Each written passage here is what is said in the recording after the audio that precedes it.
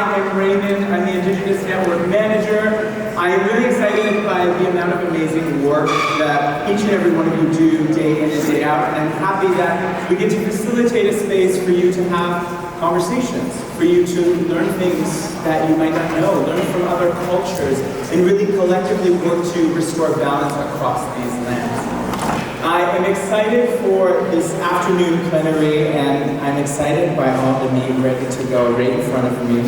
But as we are just transitioning to this space, I'm doing my somatic practitioner certificate right now so I can be a professional.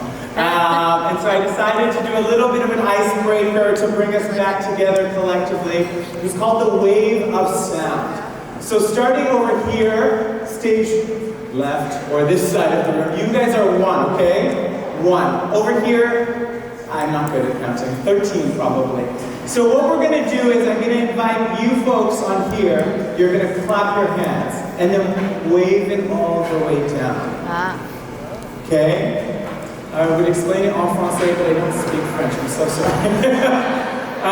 So on the count of 3, I'm gonna go 1, 2, 3, you all clap, and we're gonna see how we do this wave of motion. Okay, ready? 1, 2, 3.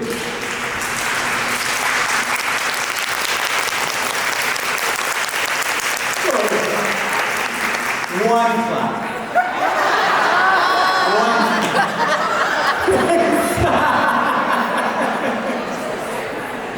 Let's try that again on the count of 3. 1, 2, 3.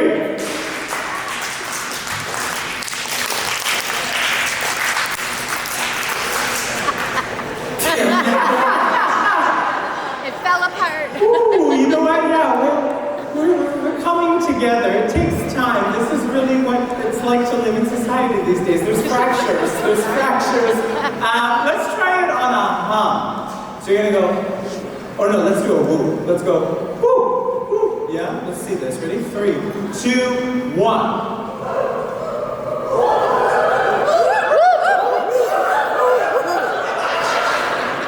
Okay, that's better.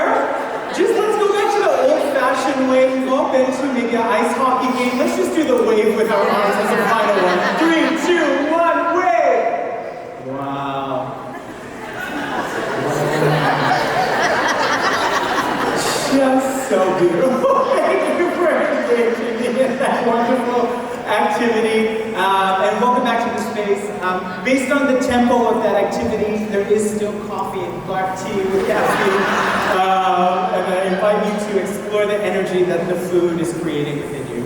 As I said, my name is Raymond. I had the privilege and honor recently of going with the Indigenous CFCCs and some of our Indigenous Network members to Qajuqturvik, and it was a beautiful time of coming together. So to start this plenary, we're going to do a little video, a recap made by the wonderful Frédéric Arsenault.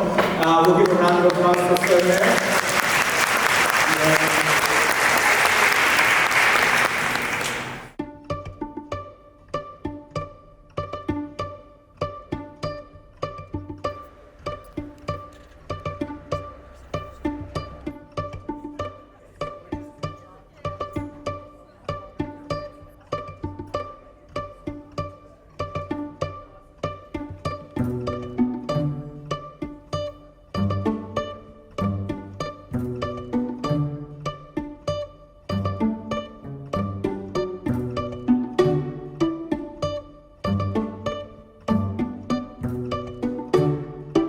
Why is it important for us to come together at this gathering?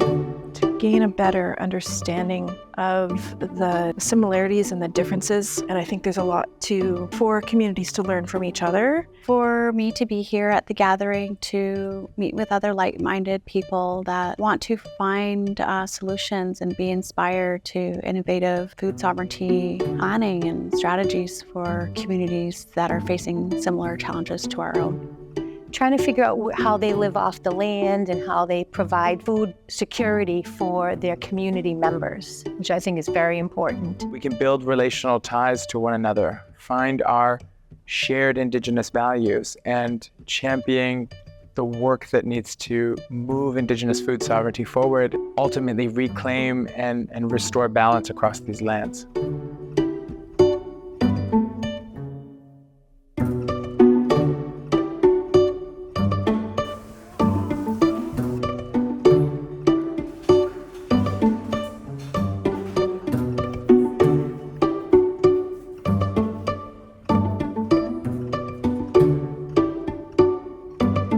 Some of the things that I have learned is that we have a lot of similarities, similar stories in our struggles or barriers in terms of legislations or regulations. And it's interesting to see the dynamics of the different ways we can brainstorm and network to call for change in the political context. We have a lot of people out there that are willing to go the extra mile, to work together, and I can see that in that room of powerful people right now. We are all trying to make change, and it's going to come. I think what I've really learned is the closeness and the similarities and the vastness and the differences, and that it seems to come back to community. But by creating policies, systems, programs that are living, that are agile, that are open to change, then we really begin to build community-led solutions.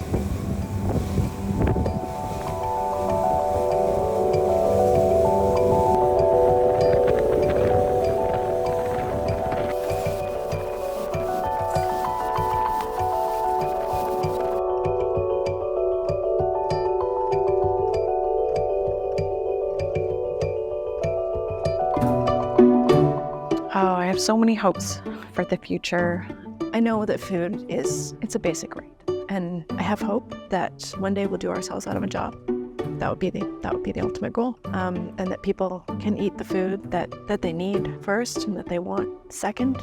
I really, really want to create redress against the colonial system that has imposed so many harms. Hopes for the future would be for food insecurity to be a part of the past. I hope that I can see an elder sitting at her table, not worried about the bills and choosing between her medicine, her bills, or else groceries. I hope that there is capacity support for funding, for staff, for communities to come and work together to solve issues that arise and fractures that occur in the community.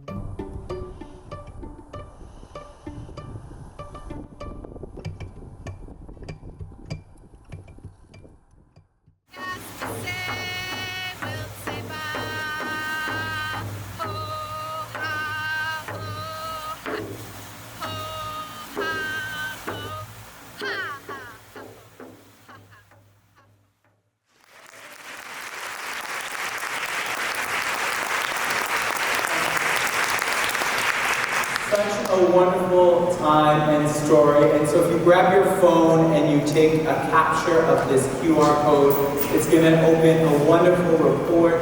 Thank you to Yulia, who has probably only slept 4 hours to ensure that it's nice and beautiful for you all. Thanks to Jolene for putting it online for us to have for you all. And you'll see a deeper dive into some of the things that come up. But I wanted to share just the defining Indigenous food sovereignty with you folks at the top. And so there's a quote from Rebecca, who, as we heard this morning, is facing a tragic death in her family with her son passing and isn't able to be here with us, that she said, "Food security is protection. Food security means sitting at my grandmother's table." We thought that was such a beautiful capture for this section. And how do we collectively define Indigenous food sovereignty, while also leaving space for the nuances and variations that exist between different First Nations groups, Inuit groups, as well as Métis folks. So it says we need to think about food sovereignty differently from food security. Food security is about the protection and distribution of existing food systems to make sure there is sufficient access to food. It is a reactive solution to poverty within the Western colonial and capitalist system, but it doesn't tackle the underlying problems of the capitalist food system itself. Food sovereignty is responsive. It is about reasserting an entirely different system, one that takes a holistic view and supports our inherent rights to access, protect, and nurture our own lands, waters, and traditional food sources. It is outside the Western capitalist food system and inside the idea that the people who produce, distribute, and consume food also control the mechanisms and governance of production and distribution. Food sovereignty is required to restore our lands and waters, serving our innate rights and opposing the outside governance that has been. So I'd like to welcome our wonderful guests and panelists. Let's start welcoming Mary from Natoaganeg Community Food Centre.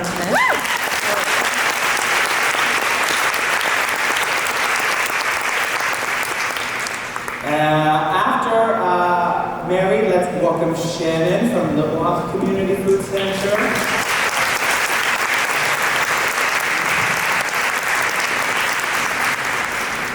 And last but certainly not least, our wonderful leaders at Qajuqturvik Community Food Centre who hosted us in this beautiful gathering, Francine and Joey.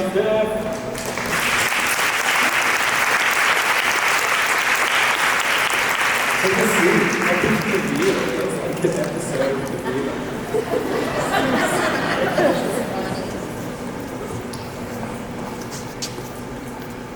Yeah. Let everyone get settled in. Welcome to the view.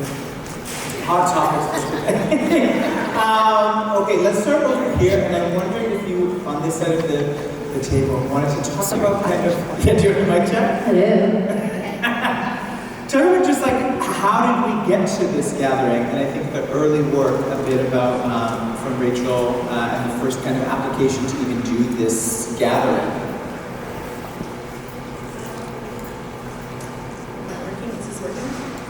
Yeah, it might turn you up a little bit as you go, don't worry. Don't get scared. I'm scared. So there was a federal grant that was released, and I believe it was called the Indigenous Partnership Fund, and I'm not quite sure how it made its way to Rebecca, who can't be with us today. And on one of the 4 community food centers meet and talk on the phone, actually fairly regularly. And it came up there whether we should collectively try and pursue this fund, and Rebecca, the first iteration of it was us all going to visit each other. We said yes and met, and then Rachel, who is no longer with Qajuqturvik,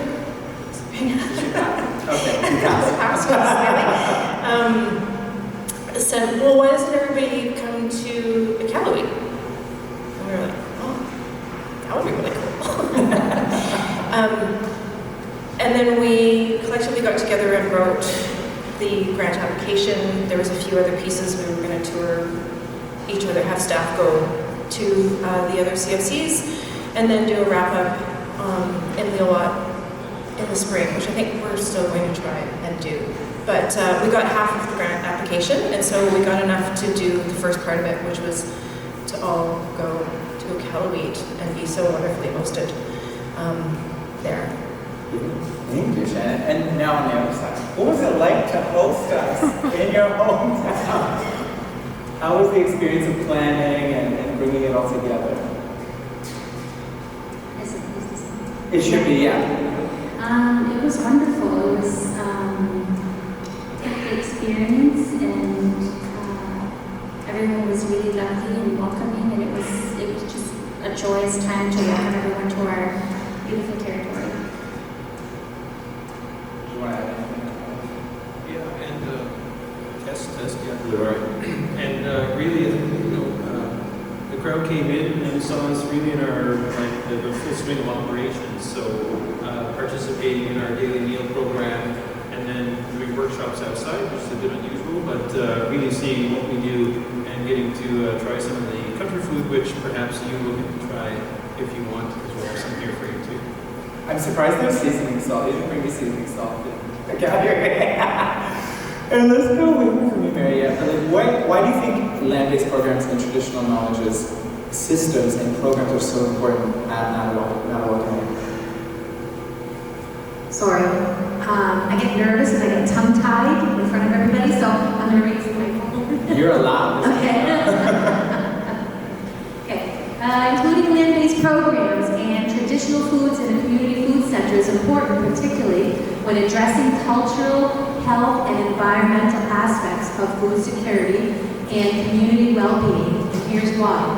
Cultural preservation and revitalization, community cohesion, sharing and bringing people together, bringing the meals together. For the elders, teaching. Hello? Oh. Did I go out? They're going to play some slow music now. Okay. And then health and well-being, which is the nutritional benefits, common health issues, and food security and sovereignty, sustainable food systems, land-based programs. It also teaches the community, whether elders right down to children, how to hunt a moose.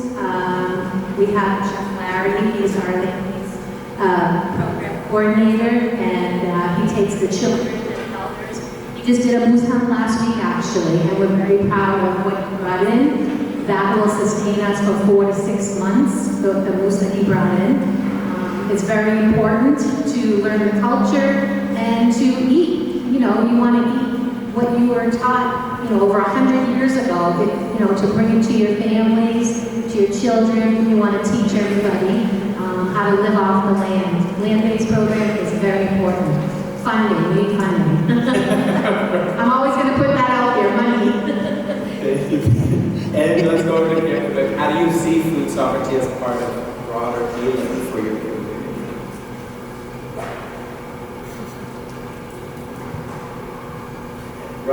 So on this, you know, it's I'll just share this story about something that we recently did, and you know, we're just coming a week off of the National Day of Truth and Reconciliation, and for me, so I'm Inuk from Natoaganeg and Nunavik, now living in Nunavut. My father went to residential school. His mother went to residential school.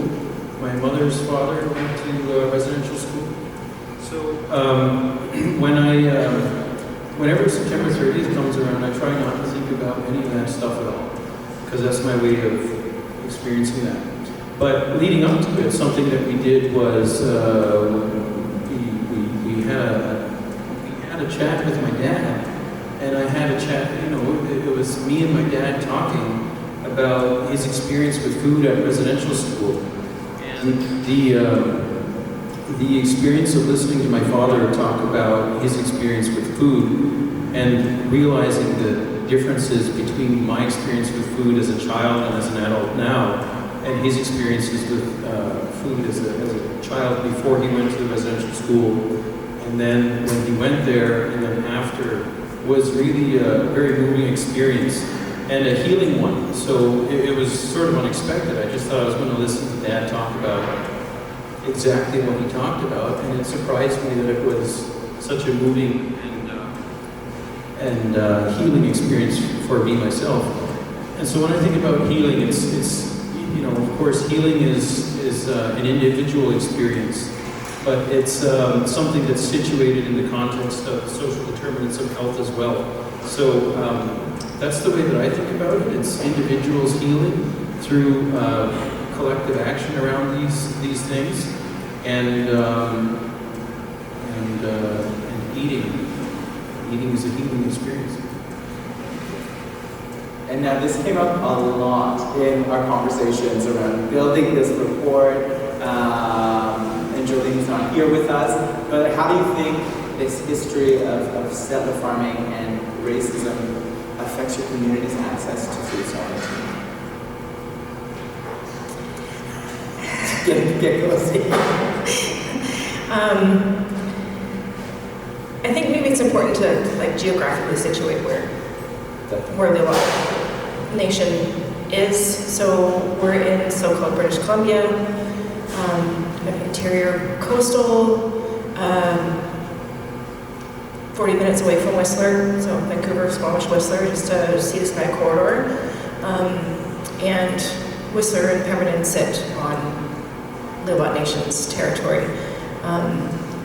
In the Pemberton, what's now called the Pemberton Valley, it's a huge agricultural community. And being on the West Coast, colonization happened much later than it did perhaps in this area. In a lot of so-called British Columbia, the First Nations are unceded lands. So the relationship with, that's where the farming community comes in. So there's a lot of multi-generational farms that were also the people that stole the land from the Lil'wat people.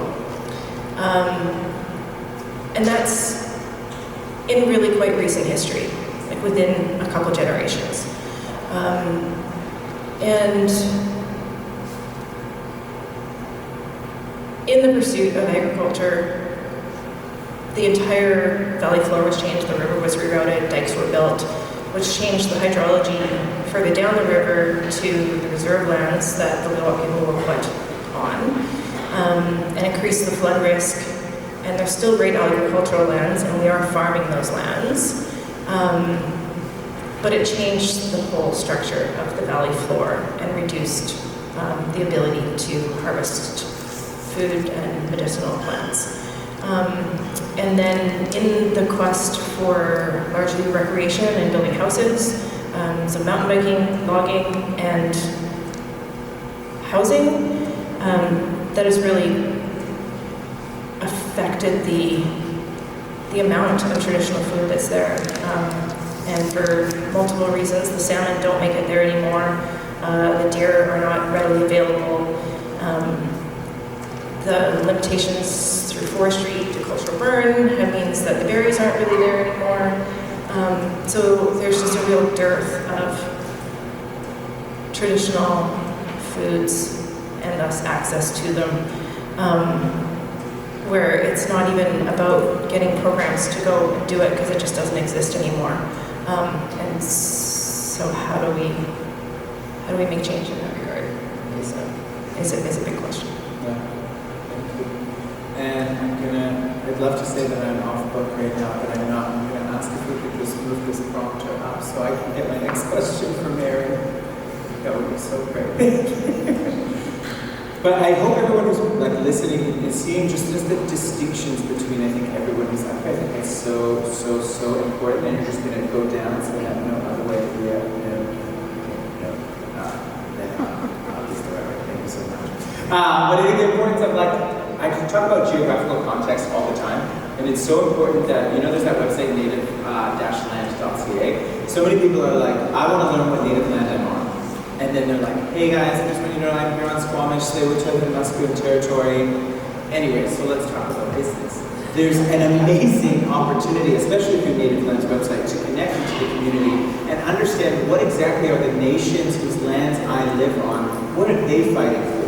I know it's easy to give to other Indigenous organizations, and I'm not saying that's a bad thing, but I'm saying, how do you actually have a relationship to the place in which you are in? It's through conversations like this where we're seeing the distinctions that it is so important. And now I lost the question again. You were on the right part. Yay! Thanks so much. Okay, so for you, Mary, how have environmental changes impacted your traditional food sources? All right. Environmental changes have had a significant impact on traditional food sources, particularly for Indigenous and rural communities that rely on local ecosystems.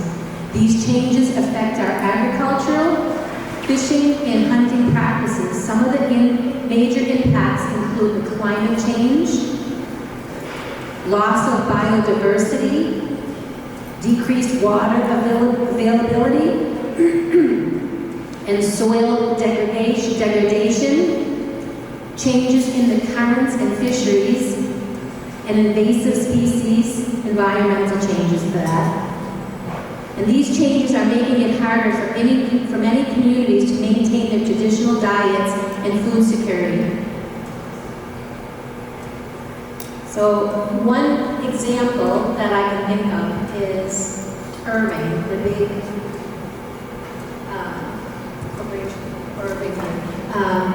eel ground, Natoaganeg, where we have 2 chemical gun sites on each side. And that's what we're fighting.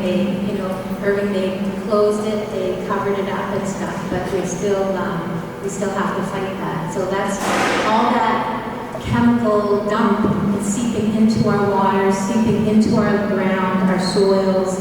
And when we have a garden out in our yard, it does affect it. We have a large number of cases of cancer, different diseases, due to the fact that we have a chemical dump site on each side of our land. So that plays a big part. So we're trying to fight that. We're trying to get the salmon back running up the river. The water's contaminated, so yeah. Thank you. And to Qajuqturvik, in what ways have elders and knowledge keepers played a role in your approach to community wellness through food? Elders and knowledge keepers. Elders and knowledge keepers. We have started a program where we hire elders to come and enjoy quack. This is quack, frozen food, or frozen meat from our lands and seas and skies, and they come and enjoy a meal with everyone, and anyone is welcome to join to sit down with the elder and have quack during lunch hour. So that's something that we've started recently.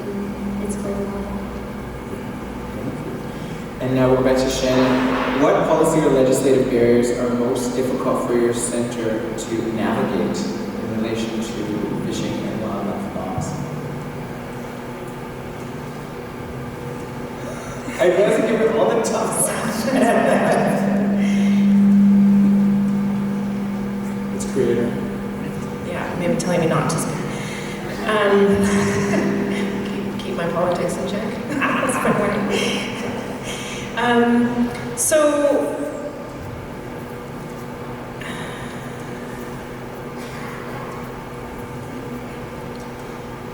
the restrictions and the legalities really work against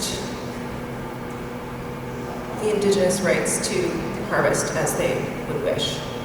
There's limitations in BC, and I'm not a legal expert, but this is my understanding that we can't pay hunters to go out and hunt and come back, and we can't purchase the meat from them, and we can't sell the meat.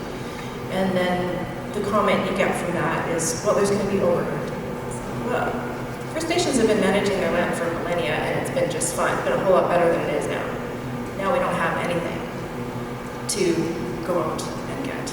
And then there's conflicts for people asserting their Indigenous rights in public interactions. You're out on the land foraging mushrooms, and there's settlers out there not respecting the ways, and then trying to sell that stuff on the side and competing for resources. Interactions with conservation officers aren't always pleasant. If people don't know their rights inside and out, which they shouldn't have to know, but should just be able to go on your land and hunt to feed your family. Mm-hmm.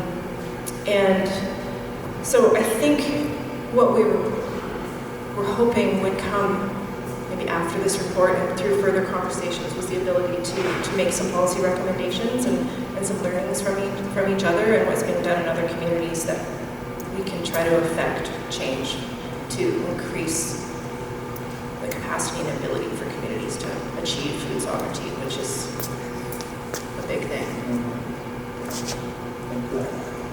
And we talked about actually this morning in the land-based workshop of when we look at the potlatch bans and the legal context that limited our elders from actually practicing traditional ways, there's a bit of fear that still exists intergenerationally as well. So young people with the Finding Our Power Together team that we had would become the advocates, the pushers, the ballsy, in your technical terms that you said, become those, and it's important that those intergenerations work together, I think, to move this all forward. So thank you. Mary, we're going to come into you again. What initiatives have you implemented to address some of these barriers and support food sovereignty? We don't have that question here. You know what? We're going to skip it. Let's actually take a moment, just because I'm conscious of our time together. I'm going to invite you all, my lovely esteemed panelists, to share a closing reflection to wrap up. How do we feel about that? So just a closing reflection on maybe something you took away from the gathering, our time together there, maybe something that you hope for the future. What anything you would Let's start with Mary and then we'll go over. Okay. So about a month ago, we went to Natoaganeg. We were invited. We had Francine and Joey. Yeah. It was amazing. I tried raw ring seal liver. Tasted like regular liver. It was really good. I was pleasantly surprised. This is what they live off of, and this is what they eat, and it's amazing. They live off the land, and very proud to be there. I was very honored, humbled, Yeah, it was amazing to see the way you live. Yeah. Thank you. Let's go to Francine. I think my takeaway is there's a universal desire for Indigenous communities to realize food sovereignty and define what food sovereignty is to them. And because we have very different food systems, and also how the colonial and legacies left behind, how we each have differences in how we address them, because we're very different, but we have this common desire to attain food sovereignty. I think that's it for me. Thanks, Francine. Shannon, same question. It was such an amazing experience. Like, I really didn't know what to expect, and it's this really busy time of year. I was like, I'm going to the Arctic. We landed, it was snowing, it was 32 degrees where we had just left. But I think like, working in the small communities that we do, you sometimes feel like you're kind of working in this silo when you're isolated, and what I took from it was, I think the effects of colonialism are really quite the same in a lot of communities, but there's so many differences in how the solutions come. The sameness that I see is the willingness to do it, and the resiliency of communities that were subjected to attempted cultural genocide. So to see that gives me so much hope, and I think it'll happen. We'll get there. I think it's happening. It's happening. Mm-hmm. Yes. Last but not least, the mic drop moment. Thanks. So, I think we've spoken a little bit already about the common desire of Indigenous people around food sovereignty, and food sovereignty is part of and I got this sense as well, because when we gather around food, it's more than just about food. It's about our community. It's about our relationships. It's about our culture, learning, and so when we talk about food sovereignty in Indigenous communities, it's more than food sovereignty. It's a part of a wider, more holistic effort by Indigenous people to heal. I guess I come back to that word again. Heal from the colonial damage of the various things that we know about, and we don't need to talk about them all again here, but it's a part of a wider healing journey for us all. And I had that sense between all of us. We want to be able to eat what we want to eat. We want to be able to speak how we speak. We want to be able to take care of our children the way that we do. Well, yeah, there's a